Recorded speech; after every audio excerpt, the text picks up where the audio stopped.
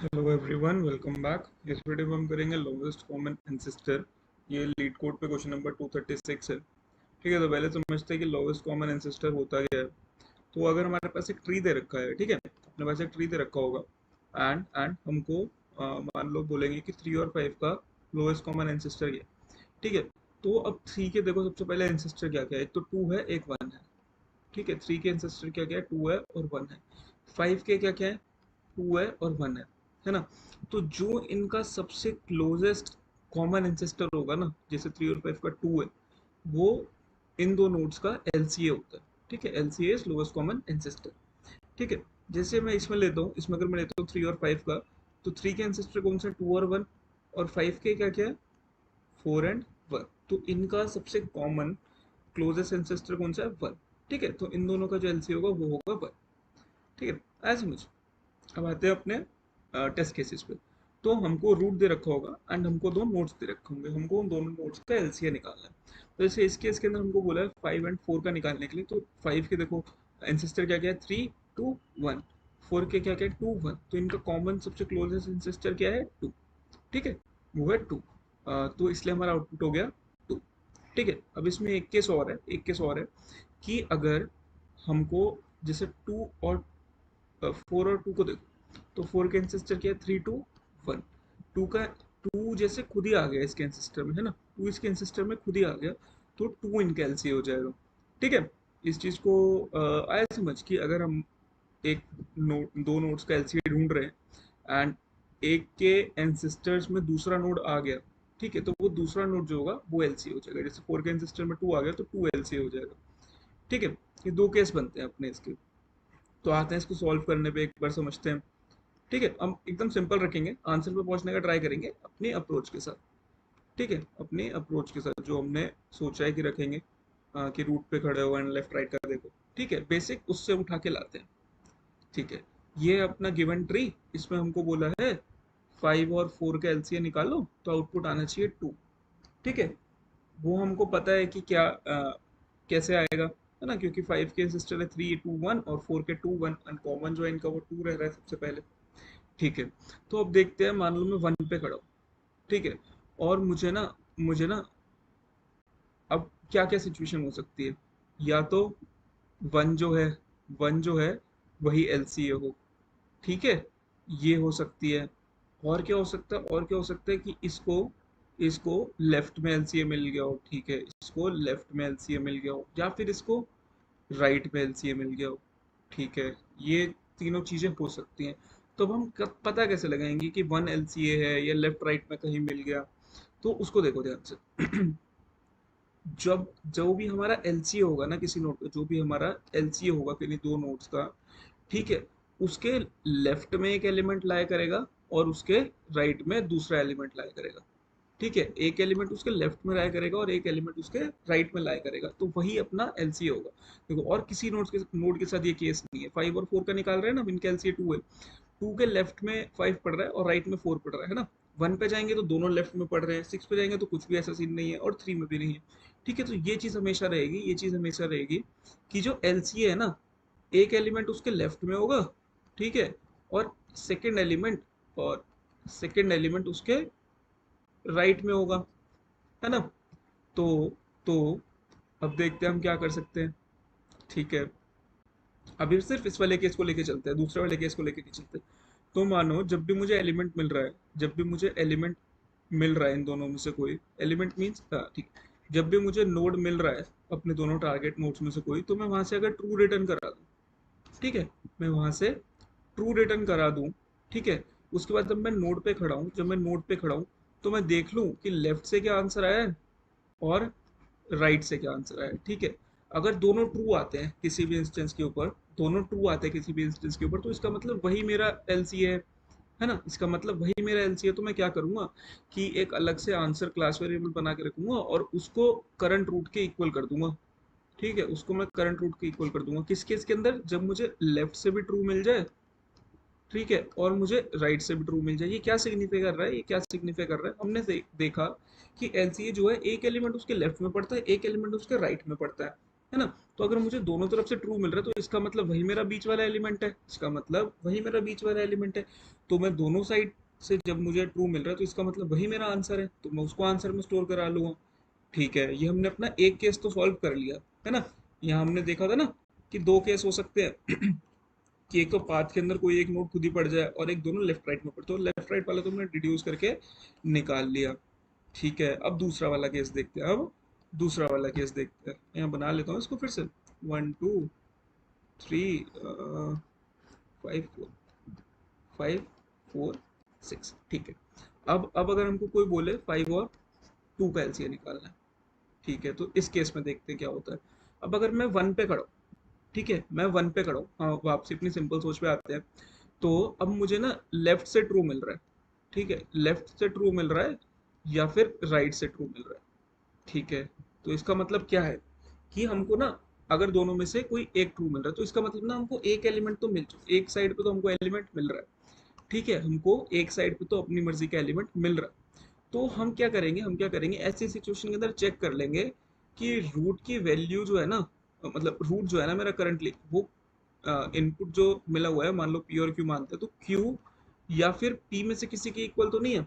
Q और P हमने input nodes मान लिए जिनका हमको एलसीएम निकालना है। ठीक है, अगर उन दोनों में से किसके इक्वल है इसका मतलब मेरा आंसर वही है, इसका मतलब मेरा आंसर वही वाला रूट बन जाएगा, है ना।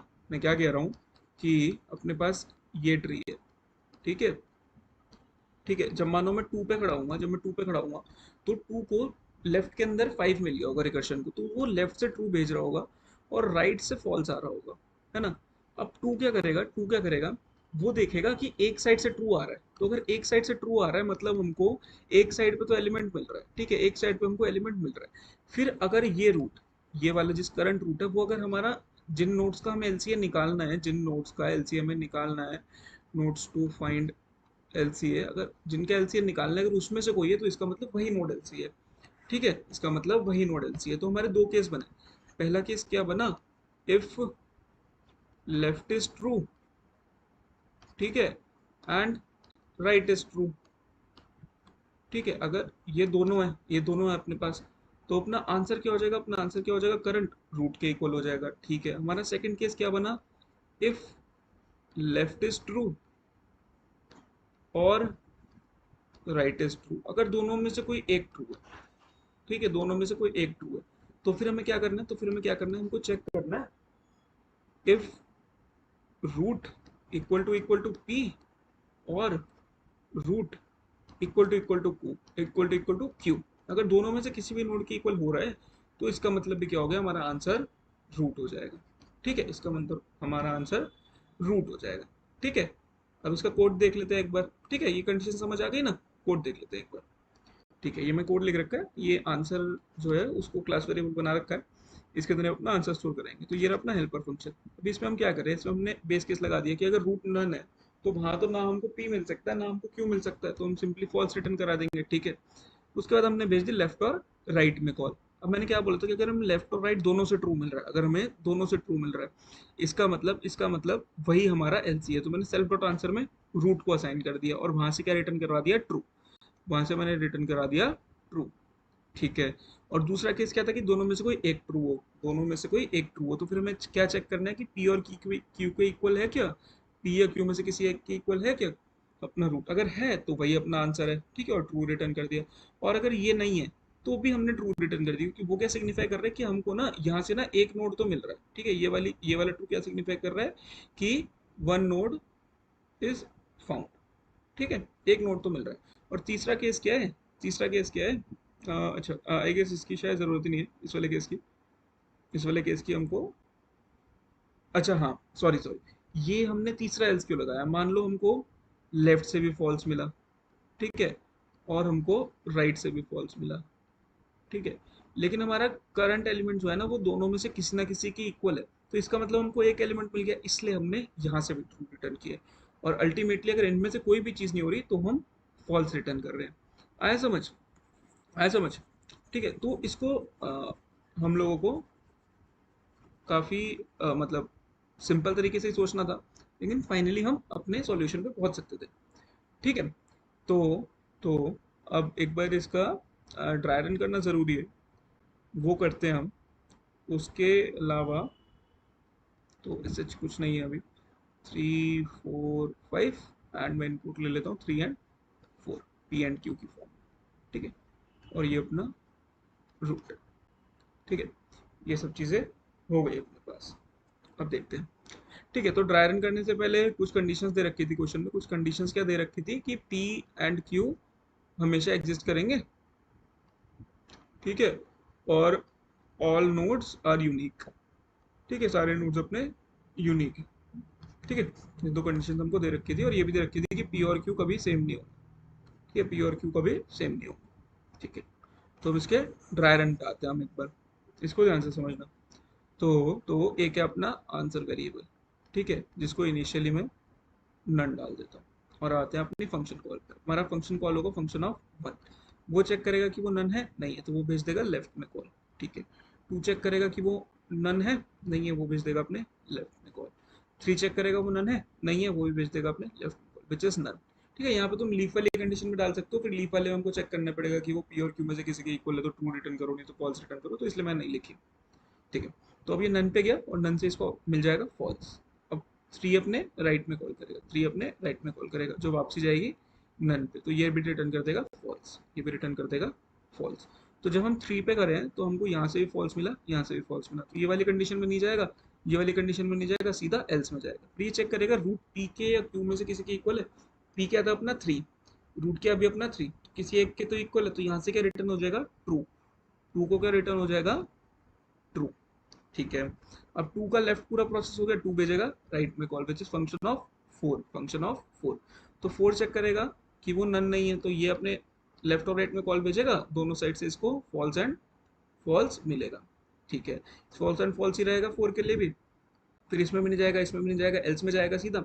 फिर चेक करेगा कि या वो पी या क्यू में से किसी के इक्वल है, हाँ वो क्यू के इक्वल है, तो यहाँ से भी क्या रिटर्न हो जाएगा, यहाँ से भी क्या रिटर्न हो जाएगा ट्रू। तो जब हम 2 पे खड़े हैं, जब हम 2 पे खड़े हैं, तब हमको लेफ्ट और राइट दोनों जगह से क्या मिला ट्रू। हमको यहाँ से भी मिला ट्रू, यहाँ से भी मिला ट्रू। अब हमारा इसमें जाएगा, यहाँ पे एंड हमको आंसर को अपडेट करना होगा, तो अपना आंसर अपडेट होकर क्या हो जाएगा 2। अपना आंसर अपडेट हो जाएगा 2, अपना आंसर क्या हो जाएगा यहाँ पे 2। इस वाले स्टेप के ऊपर आकर क्या रिटर्न हो जाएगा ऊपर ट्रू। 1 के पास क्या चला गया ट्रू। अब 1 का लेफ्ट पूरा प्रोसेस हो चुका है, 1 भेजेगा राइट में call, which is function of 5। ये अपने लेफ्ट और राइट में भेजेगा, दोनों नल है। ठीक है, दोनों नल है, तो इसको दोनों साइड से मिलेगा फॉल्स, इसको दोनों साइड से मिलेगा फॉल्स। तो फिर इस इफ में नहीं जाएगा, एल्स इफ में नहीं जाएगा, सीधा एल्स में जाएगा। एल्स में जाके ये चेक करेगा कि पी और क्यू में से किसी के इक्वल है 5 वाला, नहीं है, तो ये भी क्या रिटर्न कर देगा फॉल्स, जो बाहर वाला फॉल्स है वो रिटर्न हो जाएगा। अब 1 को एक जगह से ट्रू मिला, एक जगह से फॉल्स मिला, तो 1 किस में जाएगा, हमारे एल्सिफ में जाएगा। फिर वो देखेगा वो पी और क्यू में से किसके इक्वल है, नहीं है, तो फिर क्या कहते हैं, वो भी क्या करेगा, वो भी क्या करेगा कि वो दोनों में से किसी के इक्वल भी नहीं है, लेकिन उसको एक नोड मिल चुका है, तो वो आंसर को अपडेट नहीं करेगा, ये वाला स्टेप एग्जीक्यूट नहीं होगा, लेकिन ट्रू रिटर्न कर देगा। तो 1 भी ऊपर ट्रू रिटर्न कर देगा, लेकिन हमको किससे मतलब है, अपने आंसर से, जो हमको लास्ट में रिटर्न करना है। ठीक है, आया समझ। इसको इसकी टाइम कॉम्प्लेक्सिटी देखते हैं फटाफट, फिर इसको खत्म करते हैं। ठीक है, तो अपना ये हेल्पर फंक्शन कॉल हो रहा है, हेल्पर फंक्शन कॉल हो रहा है, तो हेल्पर फंक्शन की देखते हैं। ये ऑपरेशंस अपने हैं O1, कॉल्स और अपनी हो रही है N कॉल्स। ठीक है, ये सबके सब ऑपरेशन है अपने O1। ठीक है, तो इसकी टोटल कॉम्प्लेक्सिटी कितनी आ गई O ऑफ N। तो इस फंक्शन की हो गई O ऑफ N, और ये रिटर्न कर रहे हैं, इसकी तो O ऑफ 1 ही होती है, तो अपनी टाइम कॉम्प्लेक्सिटी आ गई O of N। And space complexity के लिए हम सिर्फ रिकर्शन स्टैक ही एक यूज कर रहे हैं, है ना, तो स्पेस कॉम्प्लेक्सिटी कितनी हो गई O ऑफ H। ठीक है, आया समझ। इसको अच्छे से समझना। मतलब थोड़ा अलग सा क्वेश्चन है, और हमने सेम तरीके से अप्रोच करने का इसको ट्राई किया है, कुछ अलग से इसका सोल्यूशन नहीं बनाया। तो करना ट्राई, लीड कोड पे भी सबमिट कर लेना, कोई दिक्कत है तो कमेंट्स में डाल देना।